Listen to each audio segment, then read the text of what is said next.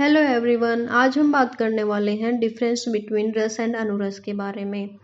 आचार्य चरक ने चरक सूत्र 26 में इसकी डेफिनेशन दी है। व्यक्त शुष्कस्य च आदौ च रसो द्रव्यस्य लक्ष्यते विप्रियण अनुरसो रसो न अस्ति है सप्तम। जिसका अर्थ है जो शुष्क द्रव्य का जब जिह्वा से संयोग होता है तो संयोग होने पर जिस रस की स्पष्टता होती है वह उस द्रव्य का रस है, मुख्य रस है, प्रधान रस है। और इसकी जो विपरीत है वो अनुरस कहलाता है। जैसे कि शुष्क अवस्था में पीपली वो कटु रस है, उसमें आर्द्र अवस्था में मधुर होती है। तो शुष्क अवस्था में जो व्यक्त हो रहा है वो क्या है, उसका प्रधान रस है या फिर मुख्य रस है। जो मधुर है वो उसमें क्या है, अनुरस है।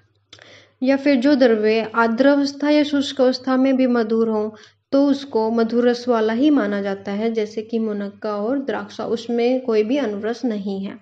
सेकंड डेफिनेशन दिया आचार्य चक्रपाणि ने, वो कहते हैं कि जब द्रव्य का रस इंद्रियों से संयोग होता है तो सर्वप्रथम जो रस व्यक्त होता है वह रस है, और जिस रस की अंत में कुछ व्यक्तता होती है वह रस उस द्रव्य का अनुरस है।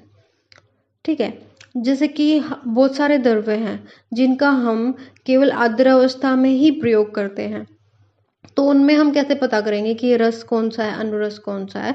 तो इसमें यह है कि जो सबसे पहले जिह्वा इंद्रियों के संयोग होने से जिस रस की स्पष्टता हुई वह उसका रस है, और जो अंत में जो व्यक्त हुआ वो उसका अनुरस है। इसके एग्जाम्पल जैसे कांजी एंड तक्र।